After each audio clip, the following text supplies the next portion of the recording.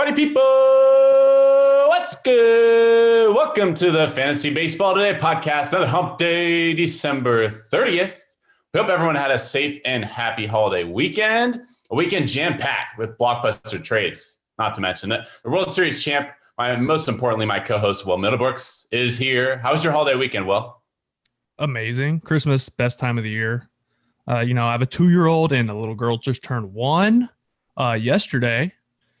So it's a little interesting around here on Christmas. One of them likes to eat the wrapping paper. The other one just likes to rip everything to shreds. So it's fun. It's great having like the family here. I miss having my mom and dad come in town for it, which they normally do because of COVID. But we made the most of it. We had a good time. We hung out with our neighbors, did a little Christmas party. It was a good time. Good. Well, we got New Year's right around the corner too. And Chris Rose is going to be joining us on the program today. Whenever I say Chris Rose, I always want to be like that intentional talk intro, like Chris Rose. Yeah, I butchered it. How much did you practice that? Be honest. Like at least 12 times before this. I still butchered it. Over 10 years at Fox Sports and another decade with an intentional talk Chris Rose had. So he's going to give us a lot of insight and kind of tell us why they're going in a different direction, because it really is the end of an era. The show's going to continue, but it sucks. Let's be honest. It sucks. I love him on the show. He and Millar is they're like the perfect combination of didn't play, super fan, and then just grinder baseball player. So it's sad to see, but he's going to be joining us. And as I mentioned, the holiday weekend was filled with activity. I mean, the Padres headline. Yes.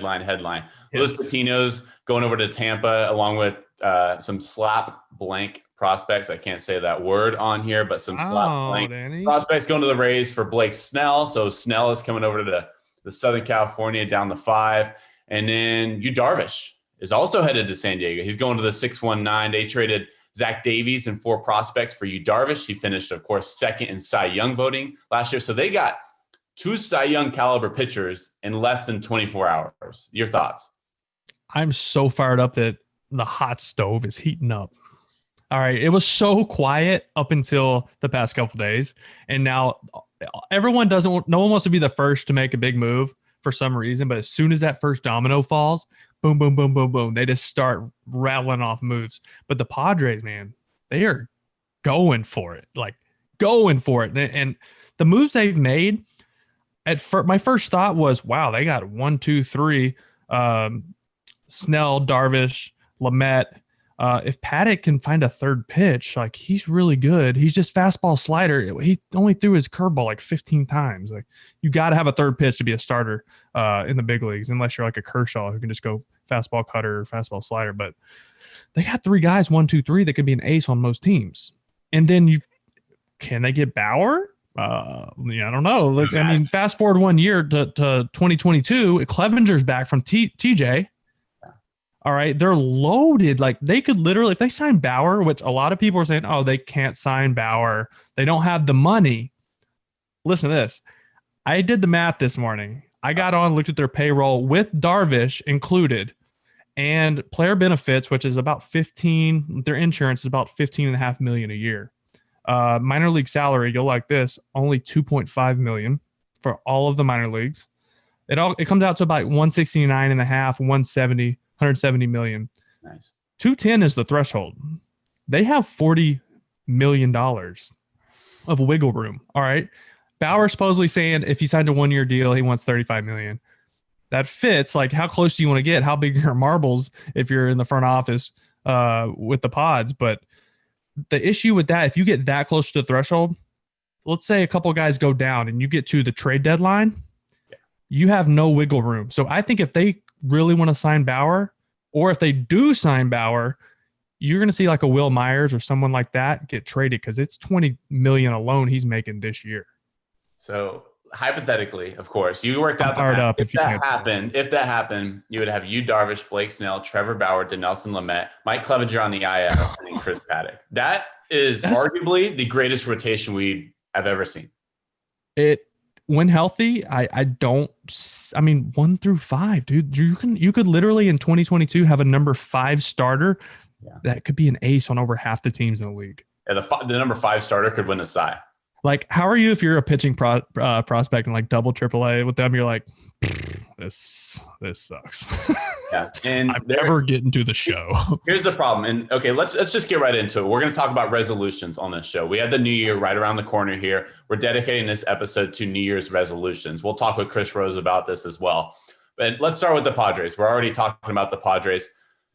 The problem with the money, and I agree, there's probably a way they could figure out monetarily how to bring in Trevor Bauer. However, this is what the red flag is to me. If you give Trevor Bauer $30 million, what are you doing with Fernando Tatis? Because you're likely not going to be able to extend him right now. And he is still years away. He's going to be a free agent in 2024.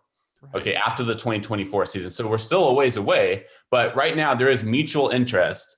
According to MLB.com, AJ Casabell, there's mutual interest between Tatis and the Padres to have an extension. And that benchmark, if you're kind of looking at what monetarily they're looking at, Ronald Acuna signed an 8-year, $100 million deal, just a couple of years ago. So if you're looking at numbers, you're likely not going to be able to do Bauer and Tatis.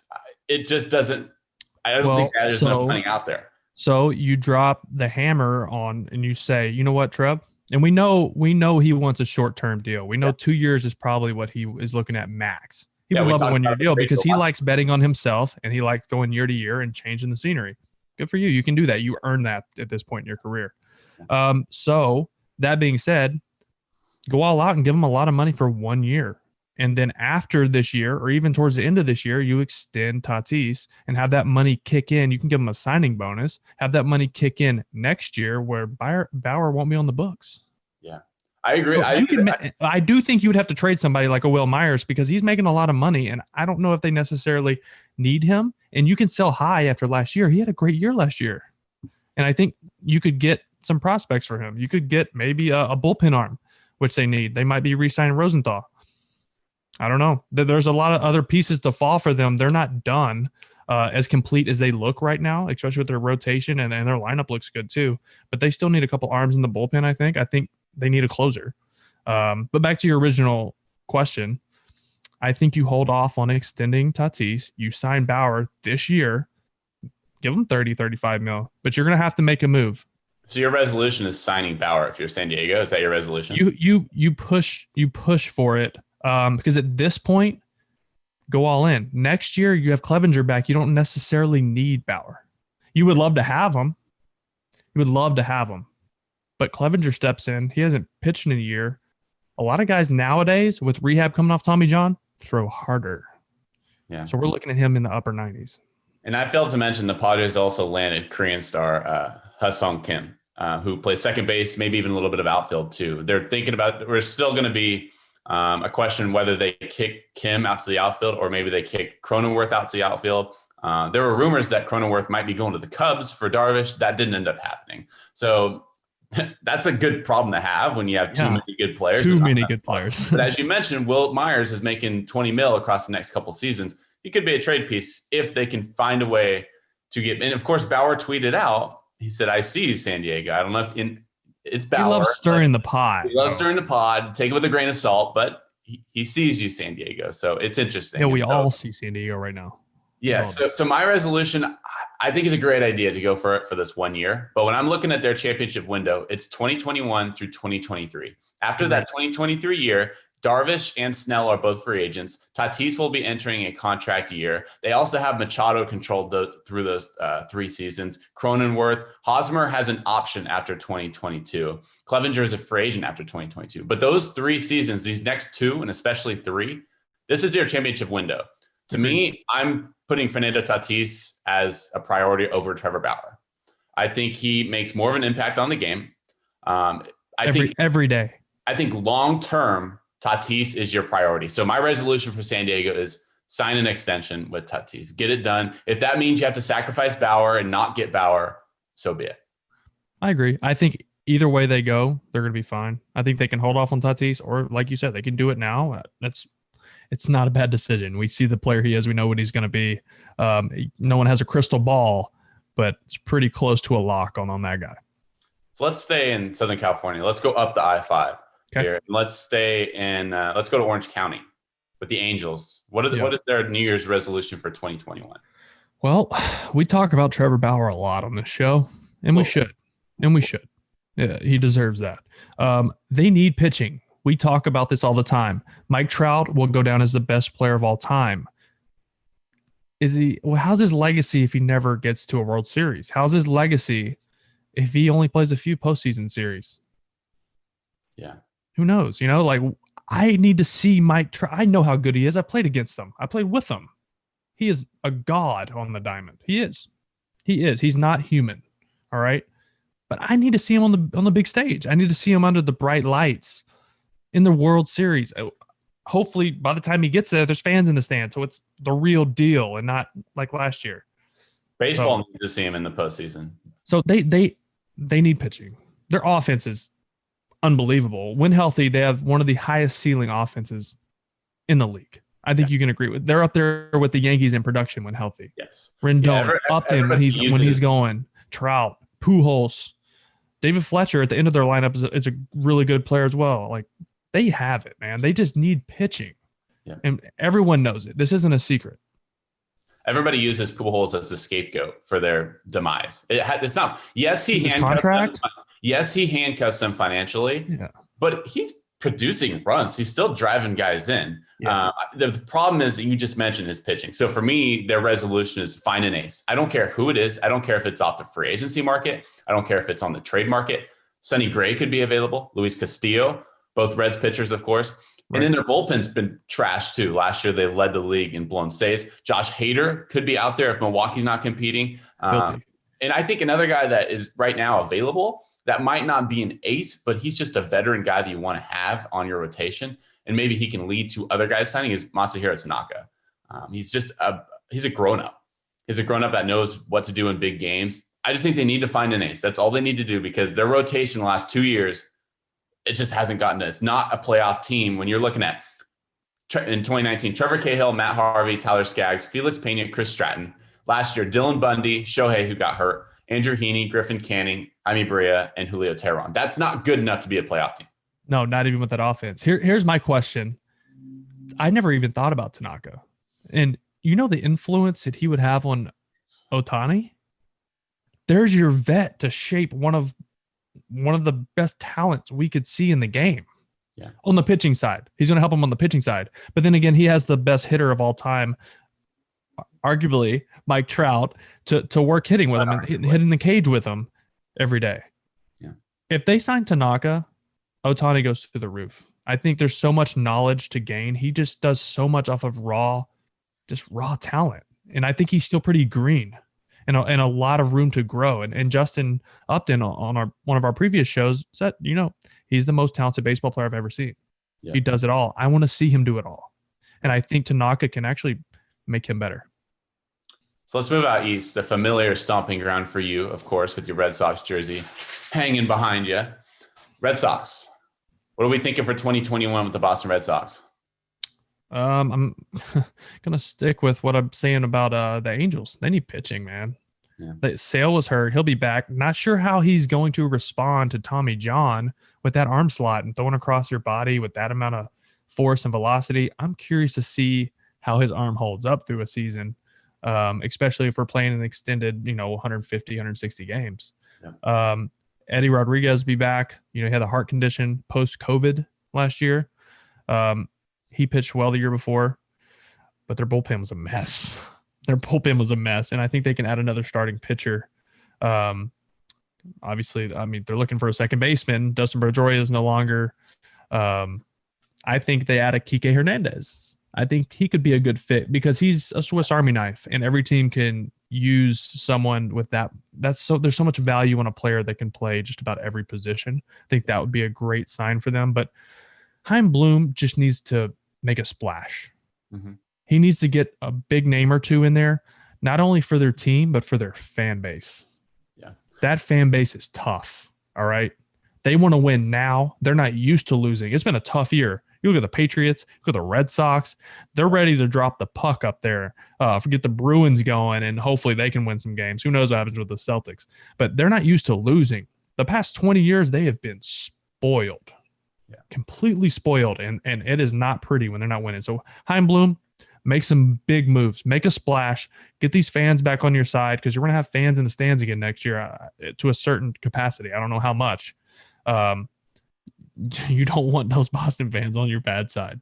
Yeah, we talked about it before. It's the best place to win, but it's one of the worst places to lose. So for me, we're on the same page here. I'm just not targeting towards pitching. I'm targeting towards just having an identity. I don't think they know who they are because and I'm giving an excuse. They were in a transition period last year. It was a weird year, new front office.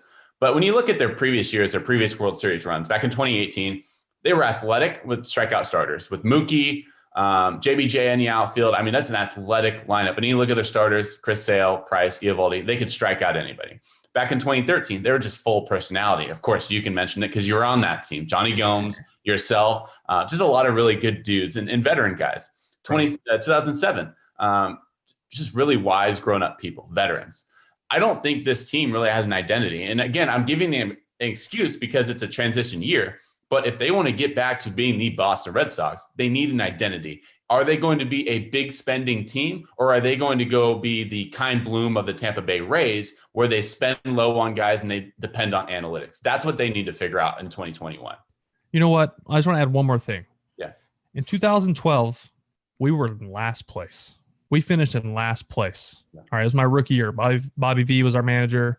I'm just going to say it. It was a shit show of a season.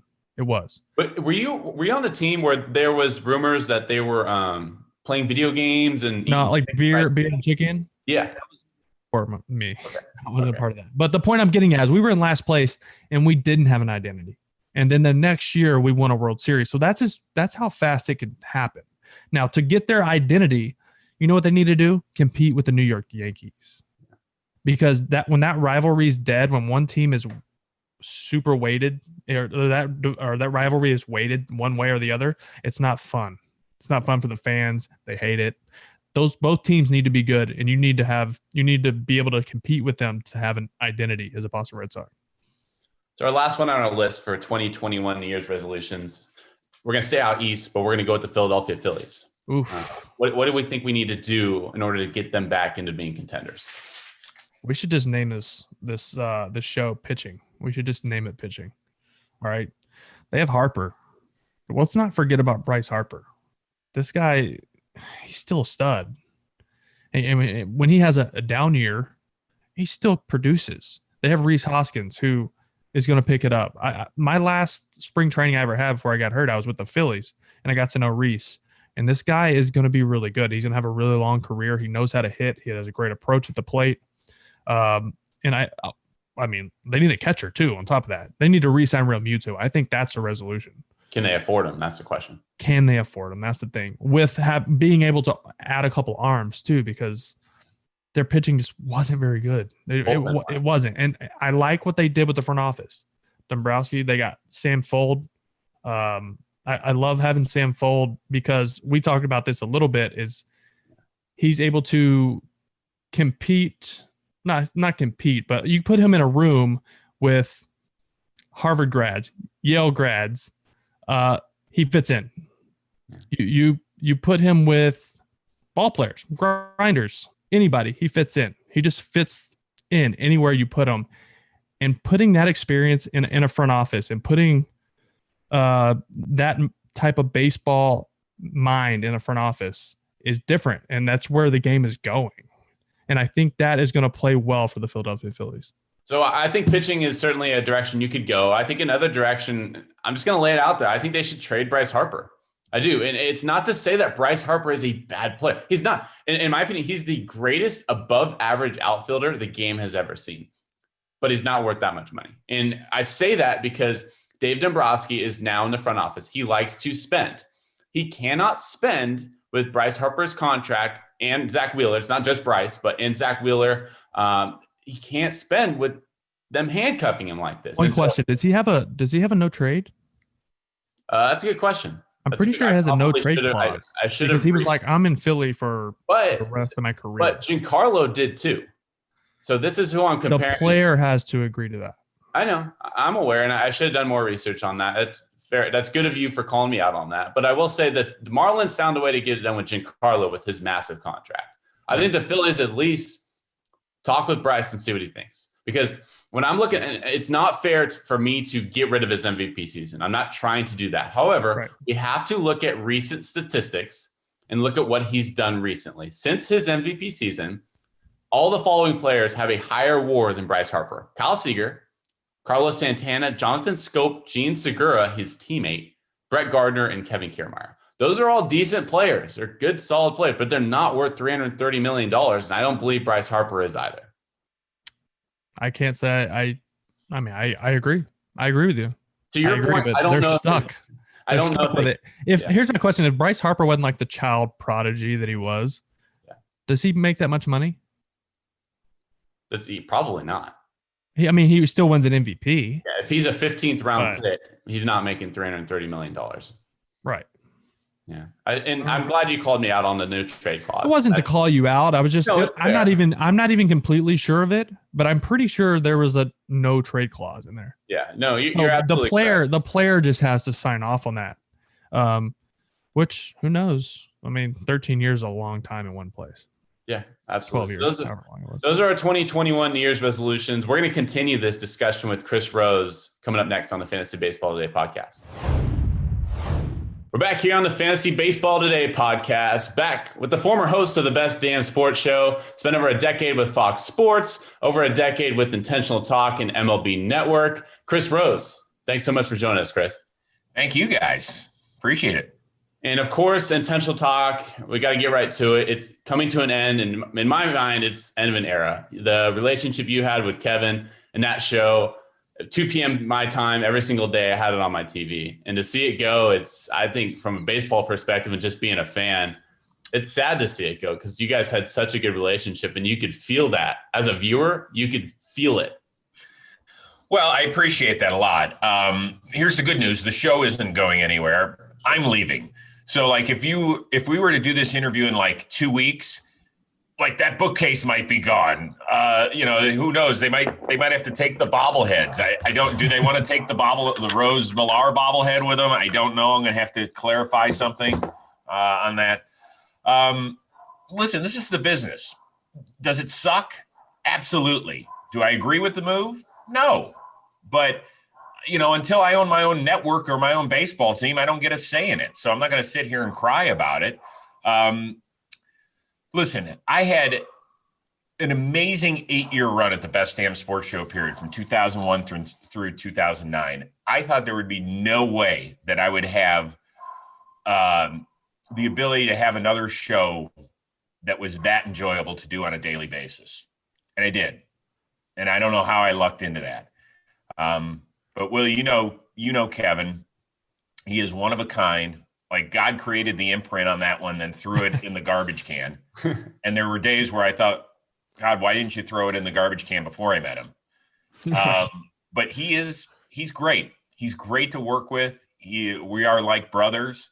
I wasn't just saying BS on the last few shows I love that guy. And people were just able to see our relationship on TV for an hour a day.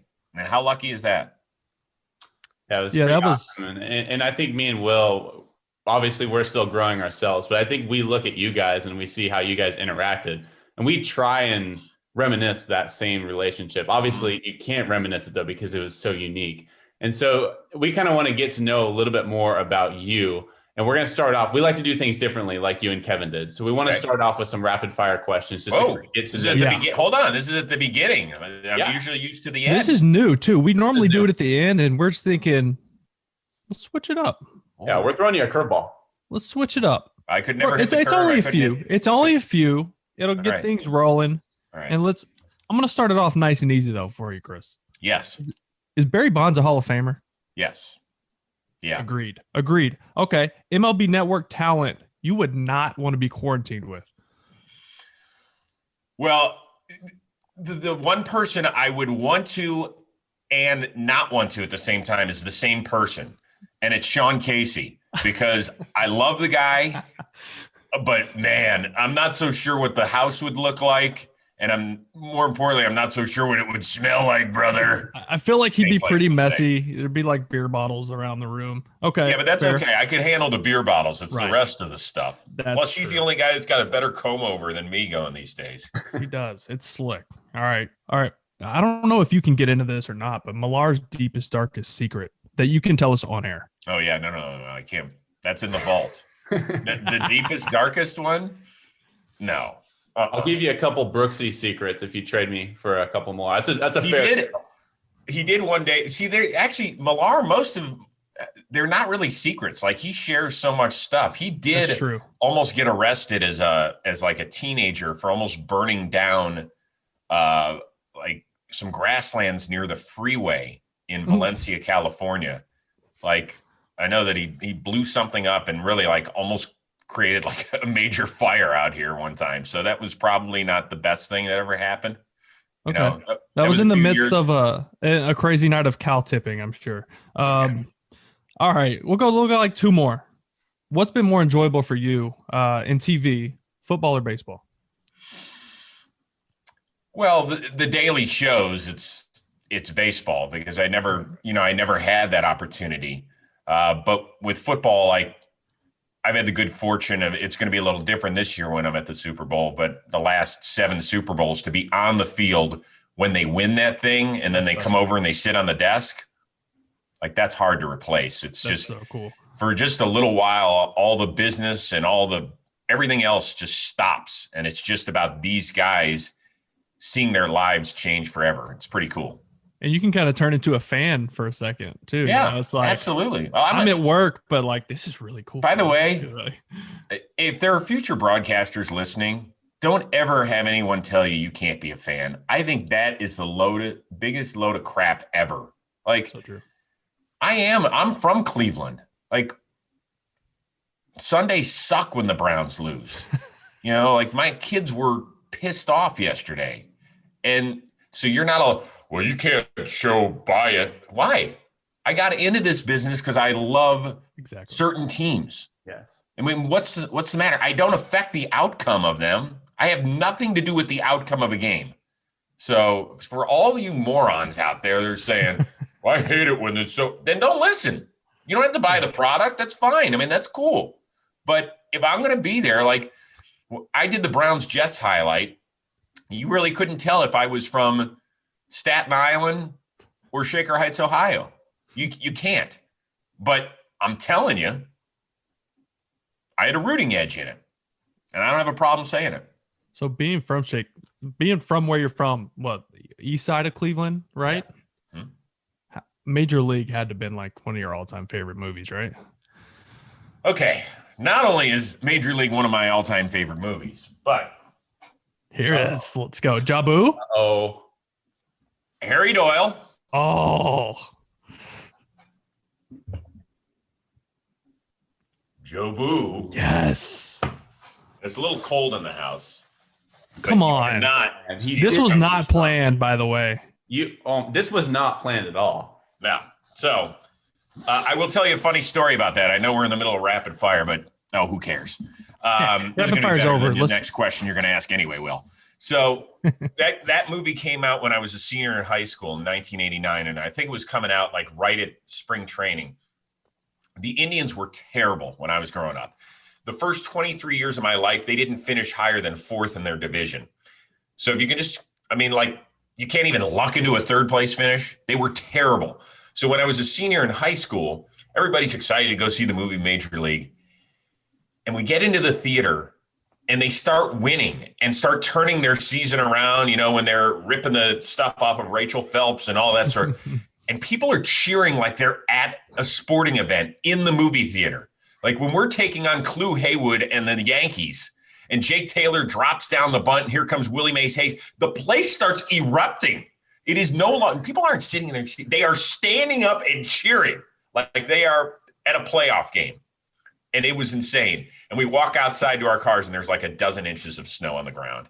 It had snowed like a foot during the movie. It was like, you needed that though. That was like the best 2 hours of mini seasons for you. Yeah. So good. I don't know if that's the greatest story I've ever heard or the saddest, because that's just how Cleveland sports were at the time.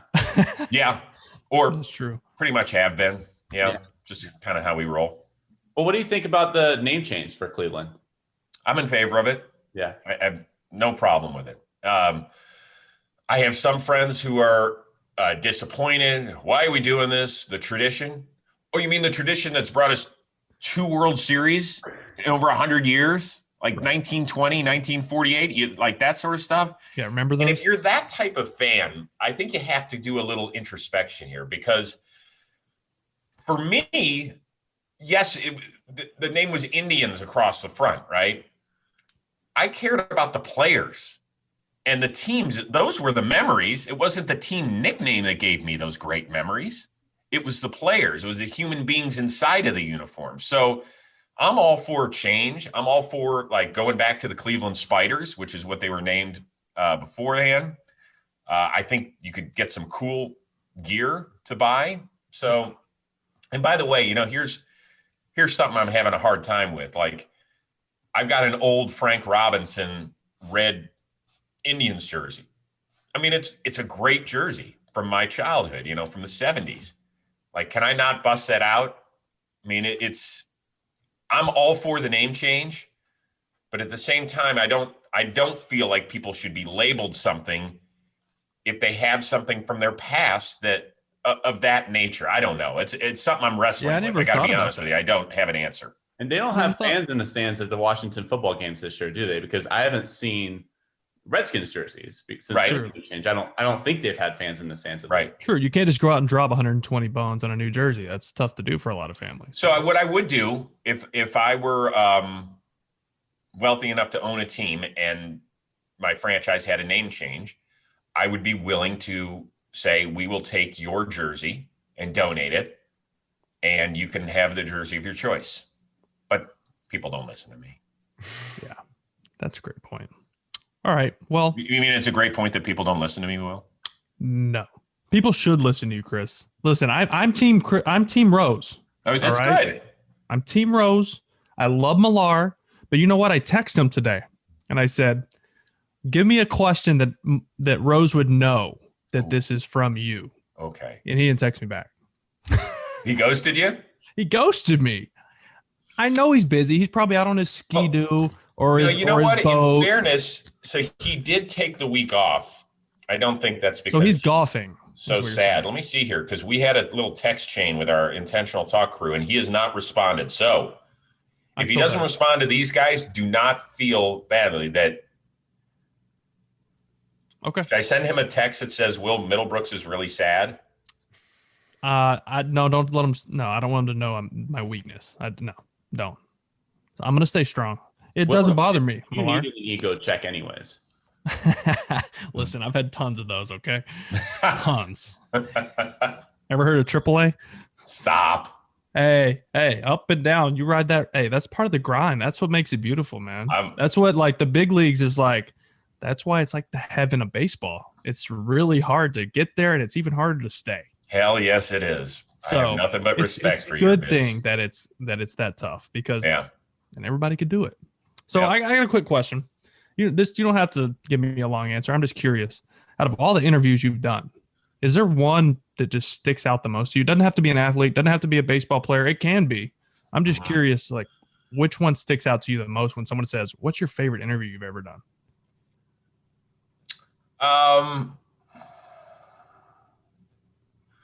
There's been a couple of them. You know what? Let's go baseball.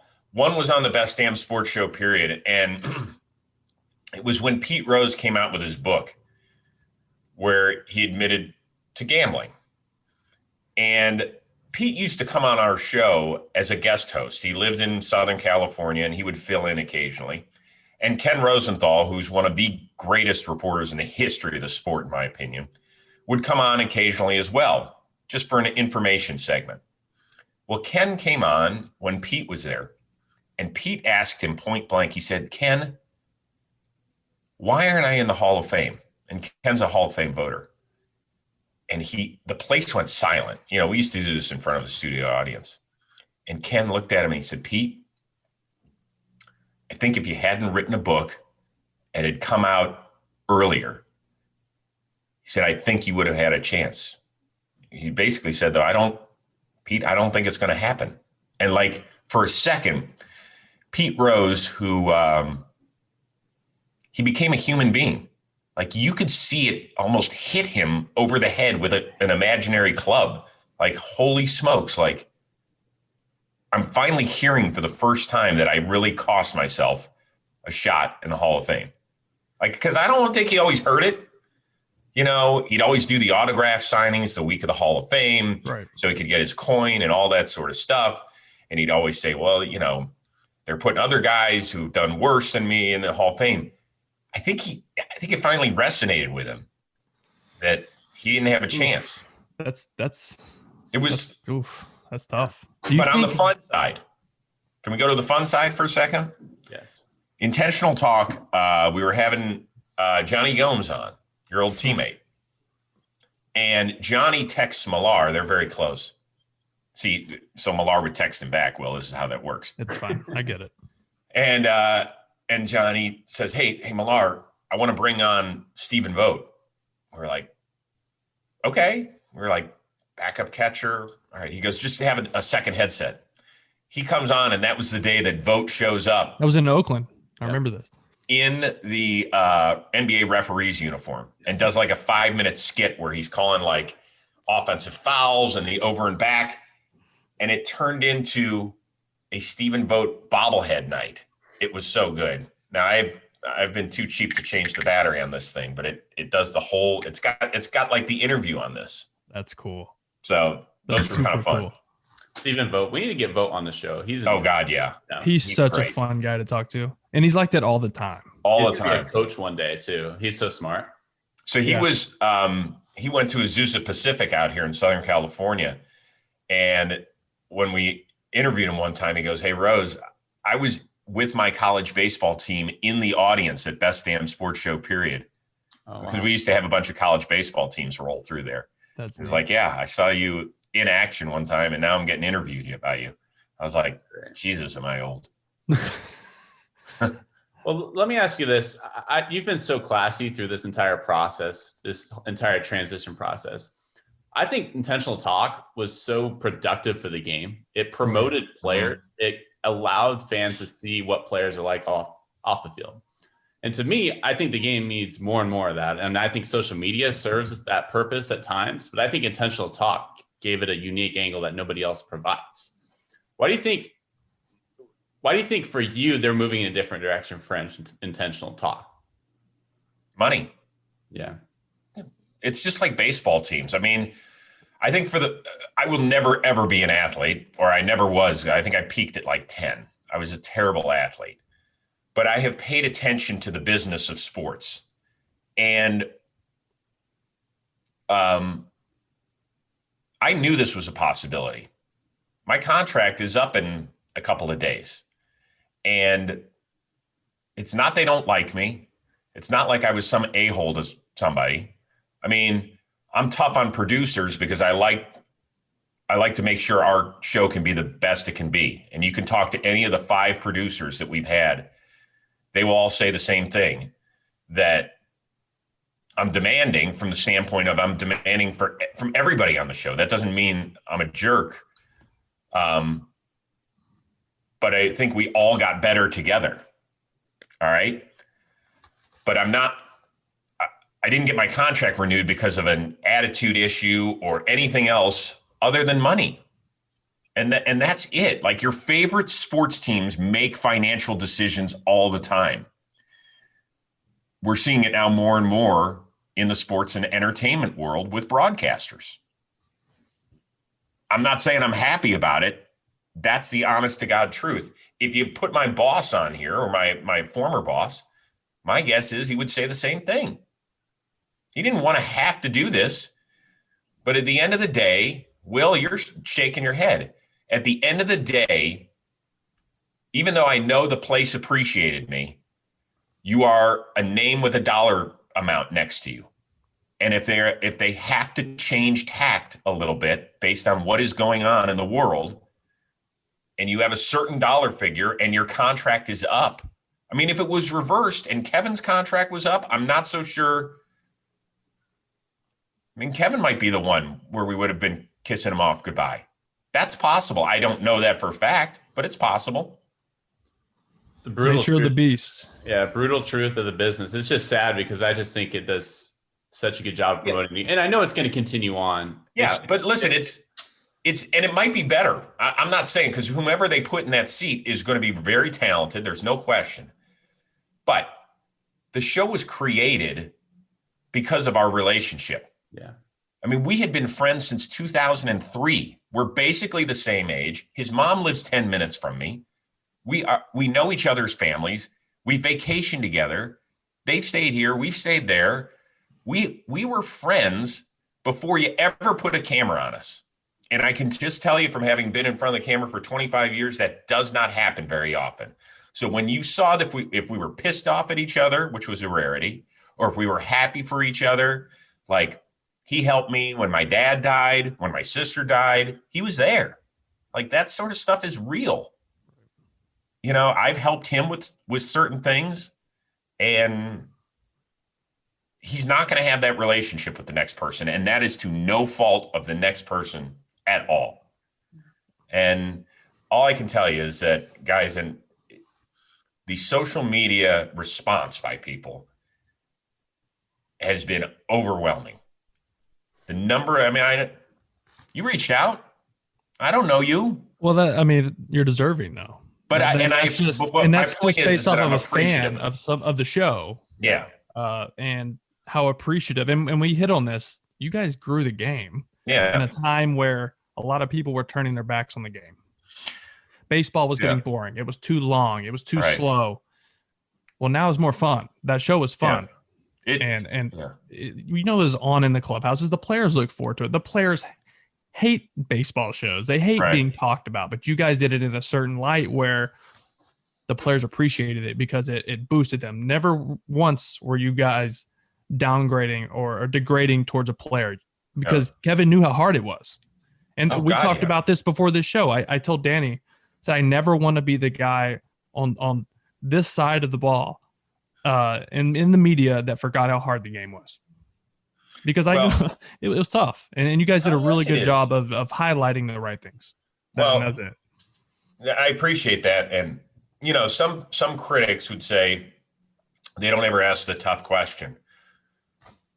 Right. I'm with you. This is not real sports.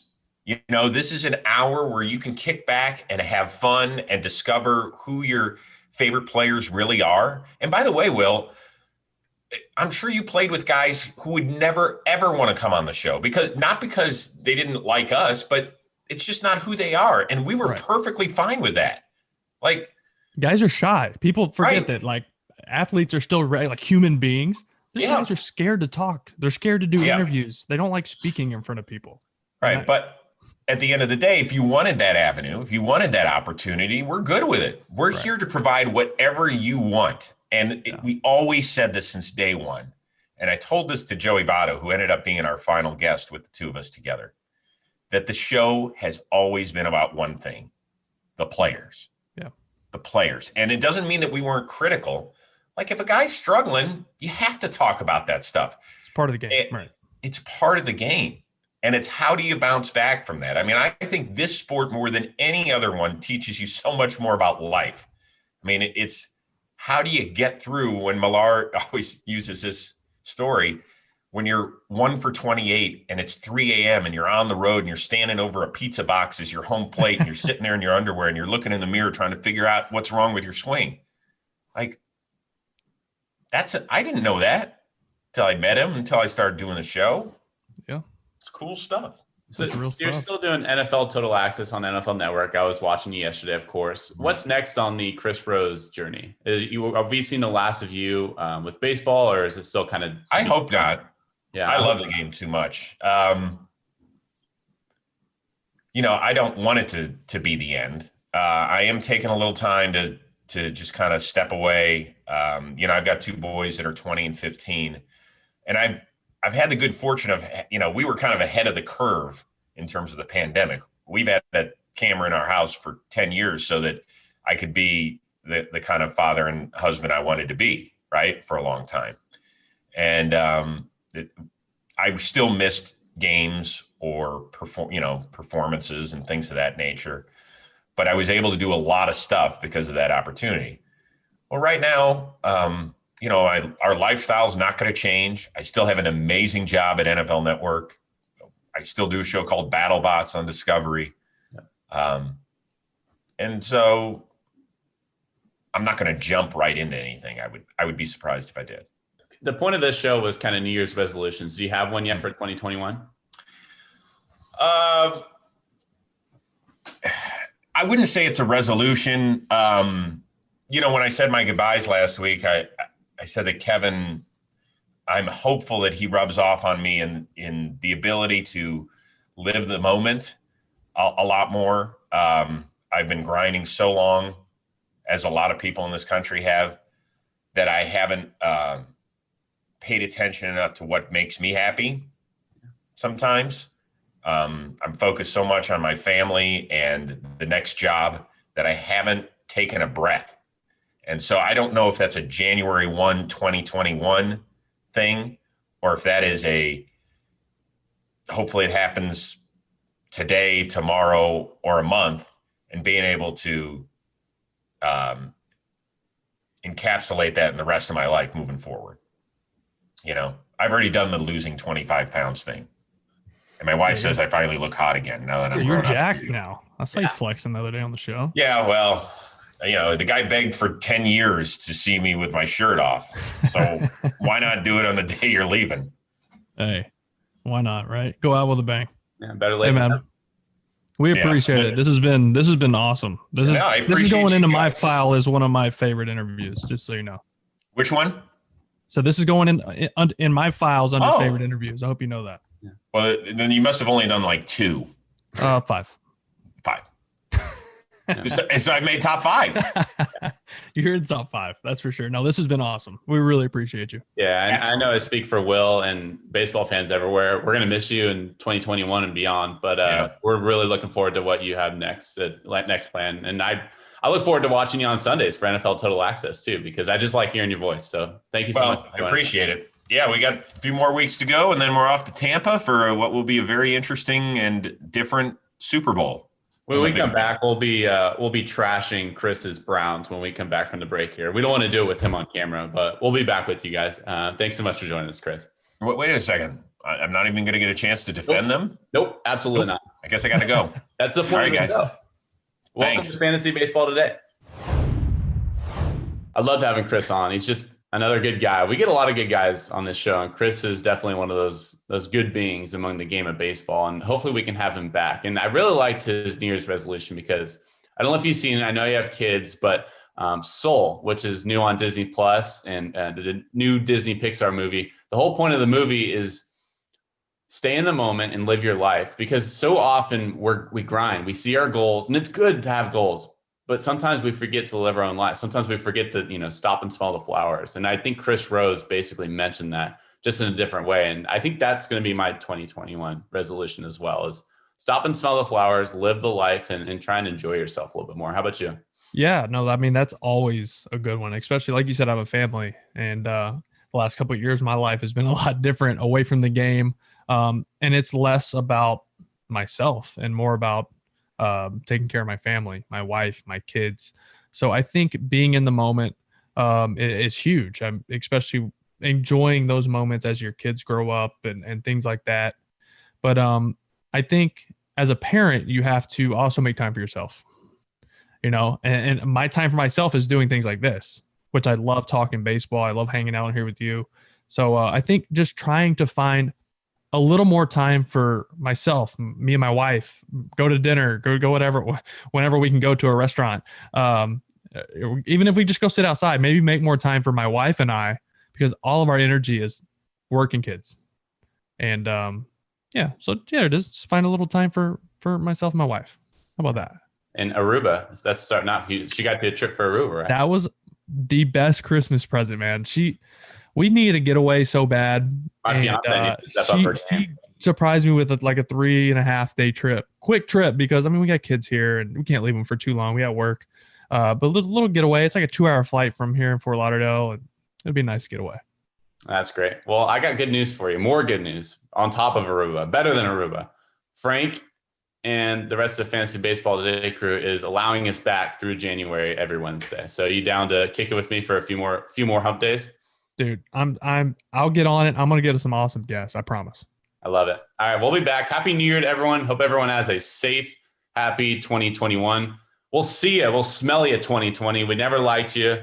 Smell you. Well, bye. We don't like you. Goodbye. We'll miss you guys. We won't miss 2020. Fantasy Baseball Today podcast.